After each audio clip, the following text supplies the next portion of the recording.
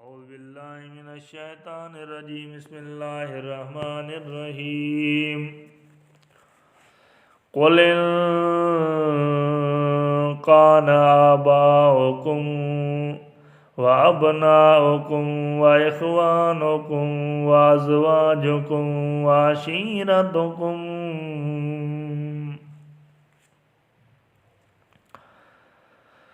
وأموال اقترفتموها وتجارة تخشون كسادها ومساكن ترضونها أحب إليكم من الله ورسوله وجهاد في سبيله فتربصوا حتى يأتي الله بأمره والله لا يهدي القوم الفاسقين.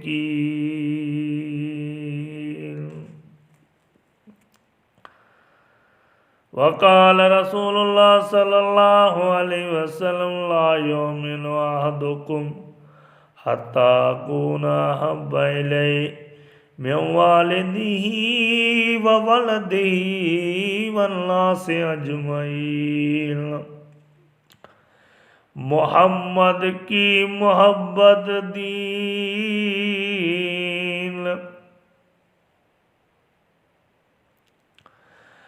دین حق کی شرط اول ہے. اس میں ہو اگر خامی تو سب کچھ نامکمل ہے.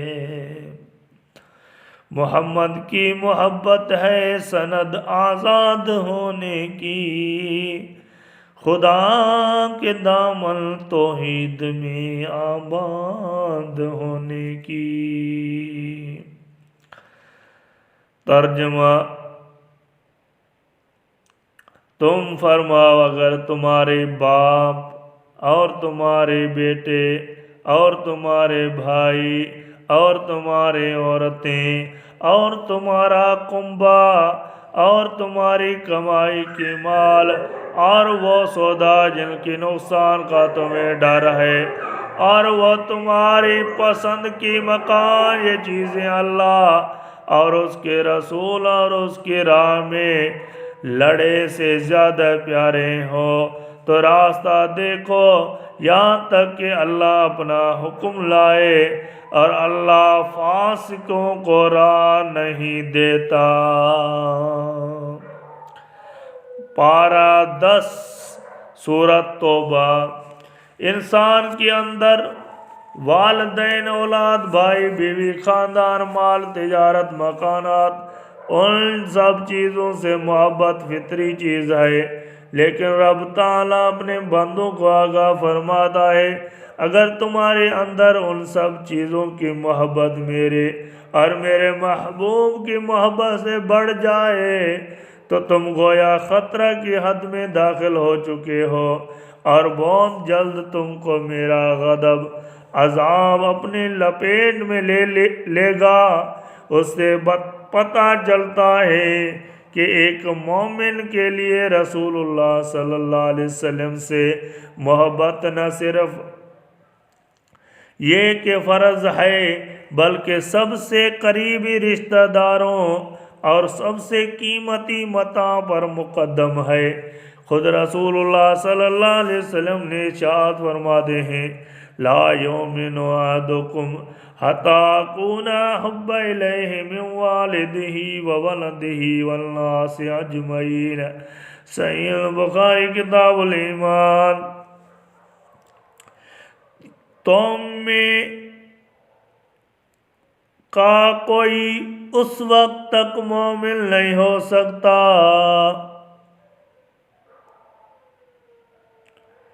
جب تک کہ میں اس کے نزدیک اس کے والد، اولاد اور تمام لوگوں سے محبوب نہ ہو جاؤں. ایک روز حضرت عمر رضی اللہ تعالیٰ عنہ نے رسول اللہ صلی اللہ علیہ وسلم سے عرض کیا یا رسول اللہ صلی اللہ علیہ وسلم آپ میرے جان کے علاوہ ہر چیز سے زیادہ محبوب ہیں. تو نبی پاک نے فرمایا اس کی قسم جس کی قبضہ قدرت میں میری جان ہے، تم میں سے کوئی کامل مومن نہیں ہو سکتا جب تک کہ میں اس کے نزدیک اس کی جان سے بھی زیادہ محبوب نہ ہو جاؤں۔ یہ سن کر عمر نے عرض کیا، یا رسول اللہ صلی اللہ علیہ وسلم، اس ذات کی قسم جس نے آپ پر کتاب نازل فرمائی، آپ میری جان سے بھی زیادہ محبوب ہیں۔ اس پر آپ نے فرمایا، ہاں اب اے عمر۔ جنگ احد میں ایک صحابیہ رضی اللہ تعالی عنہ کی باپ، بھائی اور شوہر پروانہ وار لڑتے لڑتے شہید ہو گئے۔ انہیں جب یہ معلوم ہوا تو اس کا کچھ غم نہ کیا، بس یہ پوچھا کہ رسول اللہ صلی اللہ علیہ وسلم کیسے ہیں۔ جب ان کو بتایا گیا کہ حضور صلی اللہ علیہ وسلم بخیر سلامت ہیں تو بولی کہ مجھے حضور صلی اللہ علیہ وسلم کو دکھا دو۔ آپ کو دیکھ کر اور ایک روایت میں ایک بات آپ کا کپڑا پکڑ کر کہنے لگی، کل مصیبت بعدک جلل،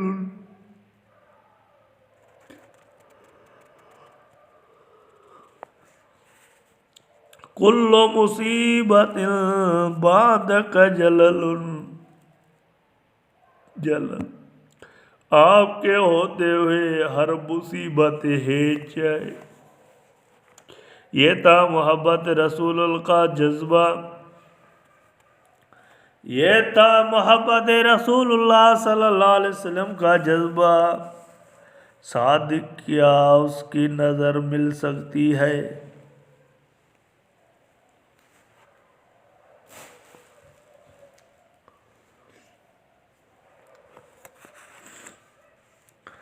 حضرت اما عائشہ صدیقہ بیان فرماتی ہے کہ ایک شخص نے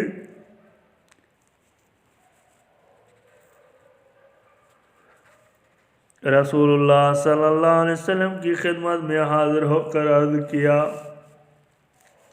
یا رسول اللہ صلی اللہ علیہ وسلم، آپ یقیناً میرے نزدیک میری جان میری اولاد سے بھی زیادہ محبوب ہے، لیکن جس وقت آپ یاد آتے ہیں تو جب تک آپ صلی اللہ علیہ وسلم کی خدمت میں حاضر ہو کر آپ کو دیکھ نہ لوں قرار نہیں آتا۔ سبحان اللہ۔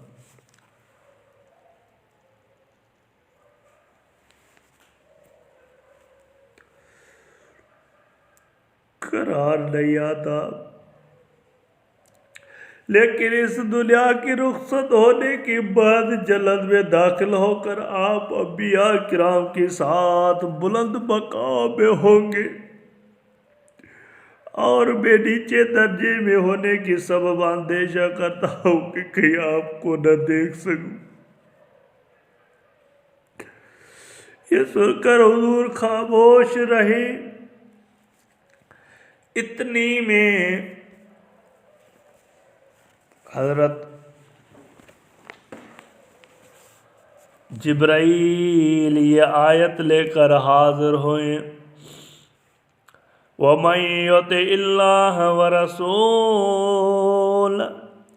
فَأُولَٰئِكَ مَعَ الَّذِينَ أَنْعَمَ اللَّهُ عَلَيْهِم مِّنَ النَّبِيِّينَ وَالصِّدِّيقِينَ وَالشُّهَدَاءِ وَالصَّالِحِينَ وَحَسُنَ أُولَٰئِكَ رَفِیقًا۔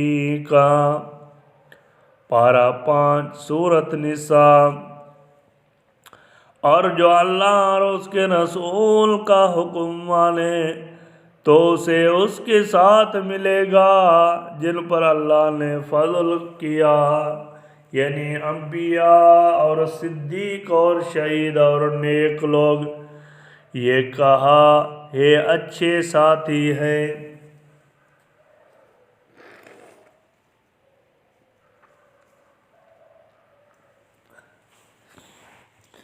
اس لیے صحابہ کرام ایک لمحہ کے لیے بھی حضور کو بے چین دیکھنا گوارا نہ کر دیں۔ فتح مکہ سے پہلے مشہور صحابی حضرت زید دشمنان اسلام کی نرغے میں آ گئے۔ صفوان بن امیہ نے ان کو قتل کرنے کے لیے اپنے غلام نسطاس کے ساتھ تنعیم بھیجا۔ حضرت زید کو حدود حرم سے باہر لے جایا گیا۔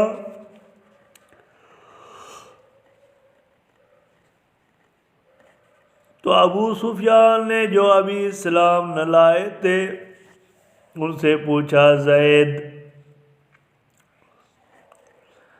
میں تم کو خدا کی قسم دے کر پوچھتا ہوں، کیا تم پسند کرتے ہو کہ اس وقت ہمارے پاس تمہاری جگہ محمد مصطفیٰ ہو اور ہم ان کو نعوذ باللہ قتل کریں اور تم آرام سکون سے اپنے اہل میں رہو؟ حضرت زید نے جواب دیا، اللہ عز و جل کی قسم میں تو یہ بھی پسند نہیں کرتا کہ اس وقت میرے حضور جہاں کہیں بھی ہو ان کو ایک کانٹا بھی چبھے اور بے آرام سکون سے اپنے اہل میں رہو۔ یہ سن کر ابو سفیان نے کہا، میں نے ایسا کہیں نہیں دیکھا کہ کسی سے ایسی محبت کی جاتی ہو جیسے محبت محمد صلی اللہ علیہ وسلم سے ان کے اصحاب کرتے ہیں رضوان اللہ تعالیٰ علیہم اجمعین۔ اس کے بعد حضرت زید کو شہید کر دیا گیا۔ الحمدللہ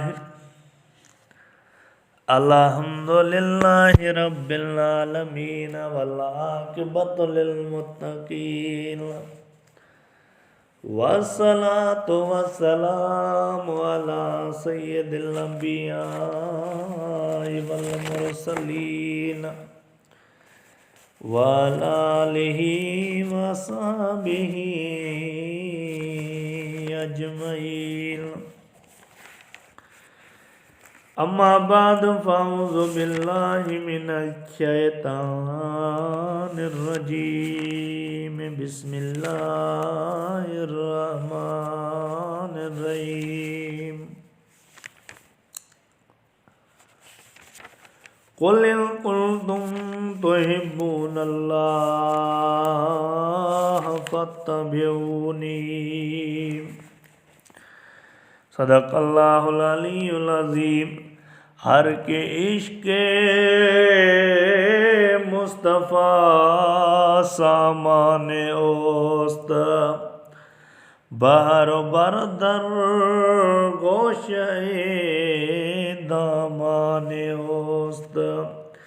عشق کی تاثیر بڑی حیرت انگیز ہے۔ عشق نے بڑے بڑے مشکلات میں عقل انسانی کی رہنمائی کی ہے۔ عشق نے بہت سے لا علاج بیماریوں کا کامیابی علاج کیا ہے۔ عشق نے کارنامے آب زر سے لکھنے کے قابل ہیں۔ مدینہ کی پرآش و ماحول میں جب کہ پیغمبر اسلام صلی اللہ علیہ وسلم کا ظاہر طرح وصال ہو چکا ہے، اطراف مدینہ کے بہت سے لوگ دین اسلام سے پھر گئے۔ دشمنوں نے شہر رسول اللہ پر حملے کی تیاری مکمل کر لی۔ اسلامی لشکر کو حضرت اسامہ کے سرکردگی میں روم کے مقابلے پر خود رسول اللہ صلی اللہ علیہ وسلم مرض وفات میں بھیج چکے تھے۔ سیاسی حالات سے سنگین رخ اختیار کر لیا ہے۔ صحابہ کرام رضوان اللہ علیہم کی رائے تھے کہ لشکر کو واپس بلایا جائے، لیکن وہ عشق ہی تھا جس نے سب کی برخلاف پکار کر کہا، قسم ہے اس ذات کی جس کے سوا کوئی معبود نہیں، ابو کاف کے بیٹے ابو بکر سے ہرگز یہ نہیں ہو سکتا کہ اس لشکر کو پیچھے لوٹائے جس سے اللہ کے رسول نے آگے بھیجا ہے، خواہ کہ ہمارے ٹانگیں کھینچ لے جائیں، خواہ کتے ہماری ٹانگیں کھینچ لے جائیں، مگر رسول اللہ کا بھیجا ہوا لشکر میں واپس نہیں بلا سکتا، اور اپنے آقا صلی اللہ علیہ وسلم کا باندھا ہوا پرچم کھول نہیں سکتا۔ عشق کا فیصلہ عقل کے فیصلے میں بالکل متصادم نہ تھا، لیکن دنیا نے دیکھا کہ جب عشق کا فیصلہ نافذ ہو گیا تو سارے سازشیں خود بخود دم توڑ گئی، دشمنوں کے حوصلے شکست خوردہ ہو گئے، اور سیاسی حالات کا کایا پلٹ گئی۔ مرحبا اے عشق خود سودائے ماں، اے دوائے جملہ لطہائے ماں۔ عشق رسول اللہ اگر پورے طور پر دل میں جاگزیں ہو تو اتباع رسول صلی اللہ علیہ وسلم کا ظہور ناگزیر بن جاتا ہے۔ آقا ملام کی تعلیم اور سیرت نبوی کی پیروی عاشقی رگ و ریشہ میں سمایا جاتا ہے۔ دل و دماغ اور جسم و روح پر کتاب سنت کی حکومت قائم ہو جاتی ہے، مسلمان کی معاشرت سنور جاتی ہے، آخرت نکھرتی ہے، تہذیب و ثقافت کی جلوے بکھرتی ہے، اور بے مایہ انسان میں وہ قوت رونما ہوتی ہے جس سے جہاں بھی و جہاں بانی کو جوہر کھلتے ہیں کہ محمد سے اگر تو نے وفا تو ہم تیرے ہیں، یہ جہاں چیز ہے کیا لو قلم تیرے ہیں۔ اسی عشق کامل کے طفیل صحابہ کی دنیا میں اختیار، اقتدار اور آخرت میں عزت و وقار ملا، یہ ان کے عشق کا کمال تھا کہ مشکل سے مشکل گھڑی اور کٹھن سے کٹھن وقت میں بھی انہیں اتباع رسول سے انحراف گوارا نہ تھا۔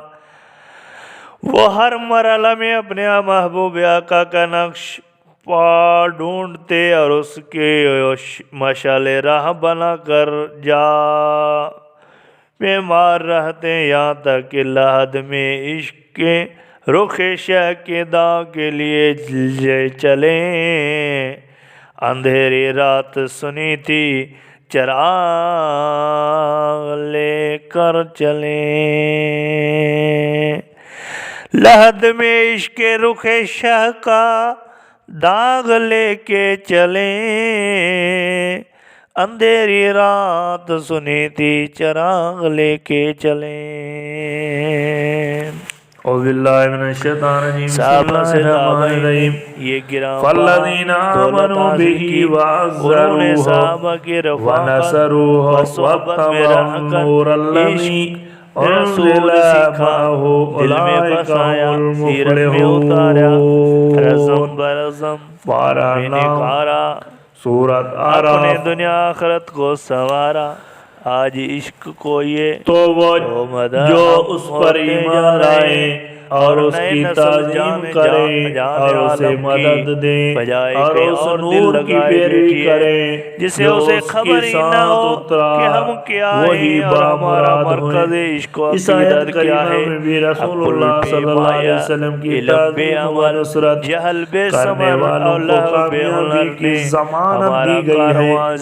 یہ ارشاد ربانی صحابہ کرام کی پیش نظر تھی، اس لیے انہوں نے اپنے سرکار کی اور ایسی تعلیم کی کہ دنیا کسی شہنشاہ کی بھی اس طرح تعظیم نہ کی جا سکی۔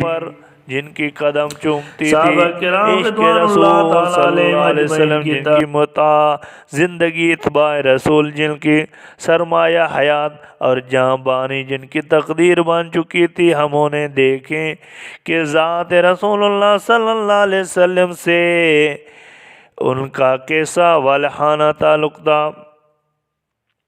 ان کی بارگاہ میں پہنچ کر ان سے درس محبت حاصل کریں، مگر وہ محفلیں اور رفاقتیں، وہ سعادتیں کا نصیب وہ بے بہا دولت وہ جہاں آرا محبت و شربا داما شرار عشق ہماری خاک استر میں آئے تو کیوں عقر آئے۔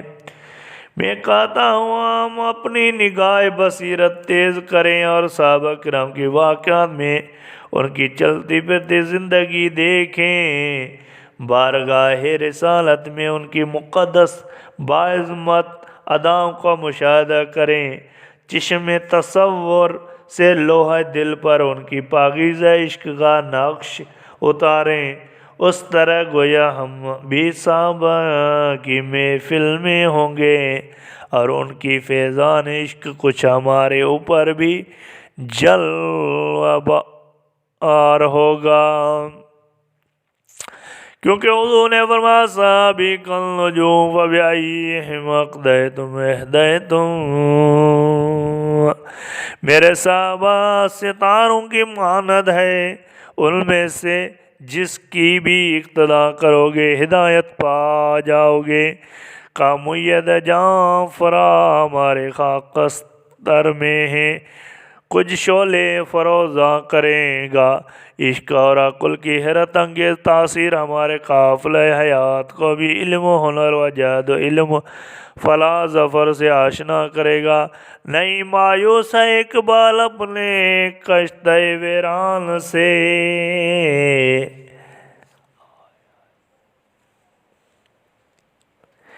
نہیں مایوس ہے اقبال اپنی کشتی ویران سے، ذرا نم ہو تو یہ مٹی بہت زرخیز ہے ساقی،